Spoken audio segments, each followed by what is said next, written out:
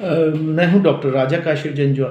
आज हम बात करते हैं मज़ीद इंडिया पाकिस्तान के हालात के हवाले से भी कुछ थोड़ी सी बात करेंगे। कुछ वॉर के बाद जो बेसिकली हम उसे वॉर कहें या ना कहें, या वो वॉर एक प्रॉपर लॉन्ग टर्म गुजरी नहीं, एक शॉर्ट टर्म अगर हम उसको वॉर कहें, जो कुछ दिन मामला चला और फिर उसके बाद इंडिया जो बड़े ही अजीब तरीके से आगे बढ़ा था कि जी हमने अटैक कर दिए हैं। फिर उसके बाद फिर बिल्कुल पीछे हट गया। ट्रंप ने भी कहा कि भाई हमने तो ये सब मतलब ये जो सीज़ फायर हमने कराया है। बाद में इंडिया उसको खामोश रहा, बाद में कहा कि जी कराया है, नहीं कराया, चलो ठीक हो गया जी, ये भी एक आपकी एक नैरेटिव आ गई। लेकिन बहरहाल जो एक वॉर है, युद्ध है, जंग है, मुश्किल चीज़ है। उसको इतना आसान नहीं है कि उसका मजाक बनाया जाए, उसको मीडिया पे बैठ के कहा जाएगा ये तो बहुत आसान चीज़ थी, ऐसा नहीं था। लेकिन बात सिर्फ जंग तक रहे, युद्ध तक रहे, वॉर तक रहे तो समझ में आता है। अब बात आगे चली गई है। अब बात कहाँ गई? बात आ गई है मीडिया के लोग इंडिया पे अर्नब गोस्वामी ने अजीब स्टेटमेंट देनी शुरू की कि जी आमिर खान भी बताएं कि क्या ये वो कोई इस तरह की स्टेटमेंट देंगे कि भाई वो तुर्की के साथ काम नहीं करेंगे, तुर्की में नहीं करेंगे, सपोर्ट नहीं करेंगे तुर्की को। अब मसला ये है, क्या मीडिया ये तय करेगा, क्या अर्नब गोस्वामी ये तय करेगा कि बॉलीवुड जो एक्टर्स हैं कि वो क्या प्रो इंडिया हैं, एंटी इंडिया हैं? सवाल ये पैदा होता है। क्या किस तरह से ये अंडरस्टैंड किया जाएगा कि कौन एंटी स्टेट है और कौन एंटी स्टेट नहीं है? दुनिया के कोई भी स्टेट जब बनती है रूसों के मुताबिक, तो उसके कुछ रूल्स होते हैं। स्टेट को समझने की ज़रूरत है। सिंपल बात ये कि लोग जब जमा हुए, किसी सोसाइटी बनी, तो लोगों ने अपने राइट्स दिए, अपनी पावर्स दी स्टेट को, और फिर कुछ ड्यूटीज़ हैं और कुछ राइट्स हैं स्टेट के भी और आवाम के भी, यानी जनता के भी, पब्लिक के भी, सिटीज़न के, ये कह लीजिए आसान लफ्ज़ों में जो प्रॉपर टर्म है। अब मसला ये है कि स्टेट के साथ जो रिलेशन है, दो स्टेट्स अगर वॉर की कंडीशन में चली गई हैं, तो फिर क्या अब हल ये निकलेगा उसको सोल्यूशन कि आप वहाँ के आर्टिस्टों को भी पकड़ पकड़ के कहेंगे कि आप बताएं कि क्या स्टेट है? यही कुछ हुआ पाकिस्तान में। कुछ एंकर्स पहुँच के सवाल करने बहुत सारी टिकटॉकर्स से, मीडिया पर्सन से कि जी आप बताएं इंडिया के हवाले से। इंडिया के हवाले से वो खामोश रहे, उन्होंने कोई ख़ास कमेंट नहीं दिए।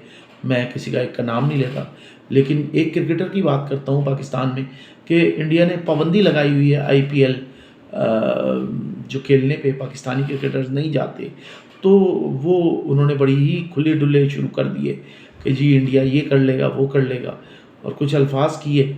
और अब बात ये हो गई कि अगर आपको इंडिया नहीं दे रहा तो आप एंटी इंडिया है। अगर वो इंडिया आपको स्पेस दे रहा होता तो आप क्या कहते कि जी आप पे कमेंट्री नहीं देते?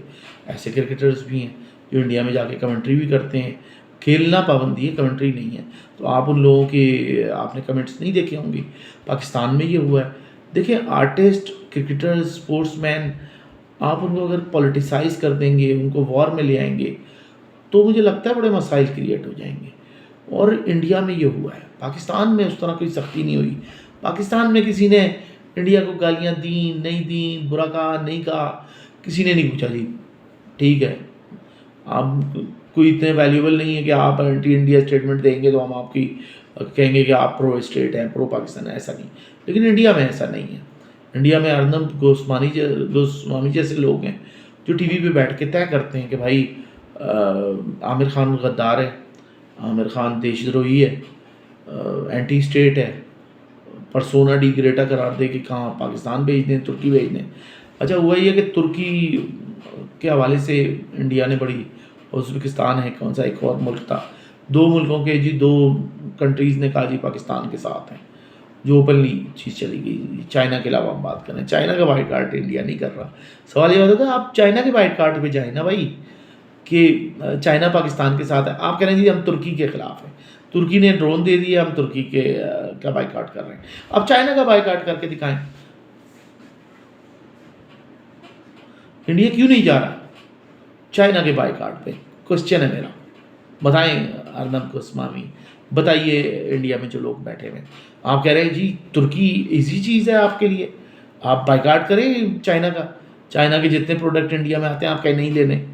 आप कह सकते हैं, आप कर सकते हैं, आप में इतनी जुर्रत ही नहीं है, आप में इतना हौसला नहीं है, आप में इतनी फीलिंग ही नहीं है, आप में इतनी पावर ही नहीं है, आप ये कह सकेंगे जी चाइना के साथ हम ट्रेड नहीं करेंगे, बंद कर दें ट्रेड। नहीं कर सकते, करके दिखाएं, हिम्मत है।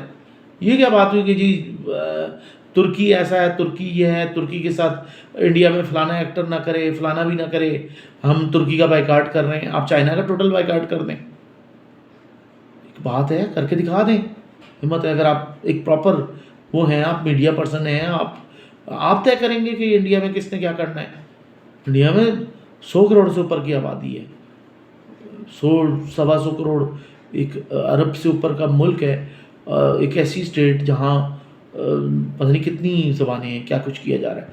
तो मेहरबानी करें ये सारी चीज़ें बंद करें, मेरे ख्याल में ये नहीं होना चाहिए और लोगों को ज़िंदा रहने का हक देना चाहिए।